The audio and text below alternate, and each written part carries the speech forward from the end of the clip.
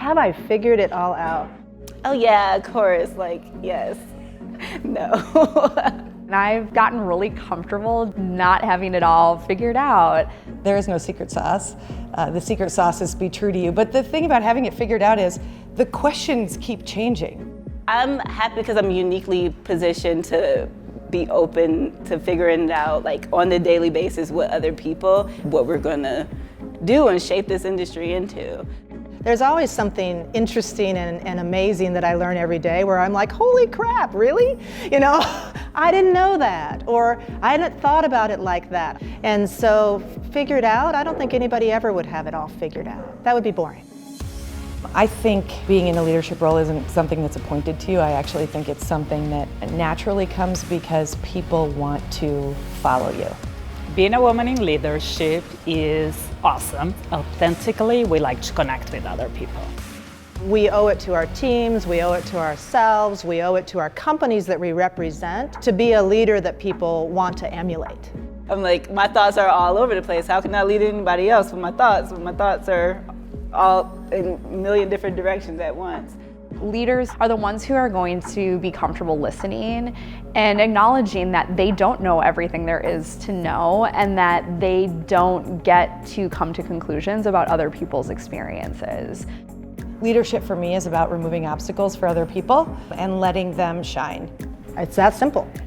What would you tell your older self? It's like, hey, when you're there in the position of power, don't just be that robot that others are, you know, just go at it with a mallet, do what you could have done when you were 20, now you can, that you're in a leadership position. I love that, I know. So was that good? Yes. I never started my career thinking I was going to be in charge.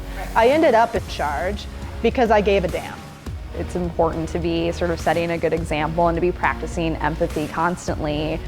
Be authentic and tackle those questions and make sure people know where they stand. Feedback's a gift. I didn't get into it being like I'm going to be like this like champion for diversity or anything. I was just like, well, I feel like I'm necessary to be in the room, and that was the confidence that I came into it with. And then from there I was like, well, I'm not only necessary to be in the room, it's going to be more powerful if there's other types of people like in the room with me and we're all just coming together like some marketing rainbow. Empowerment will be much less rewarding if it means putting somebody else down in the process. My answer to that question, what makes me most hopeful and least hopeful, is the same thing. In the industry, you are starting to see agencies and leadership within agencies acknowledge the importance of creating more equitable spaces and creating environments that are truly inclusive. The momentum is there, but it could really stand to be moving a little bit more quickly. As we're representing and selling and marketing whatever it is, how are we representing the whole rather than just the tiny sliver of who we look like? Navigating your career and being a woman in a leadership role is messy and it's hard. And I get a lot of inspiration and energy from hearing that other women experience that too. And hopefully this event gives women some of those real life examples and tools to be able to navigate that stuff themselves.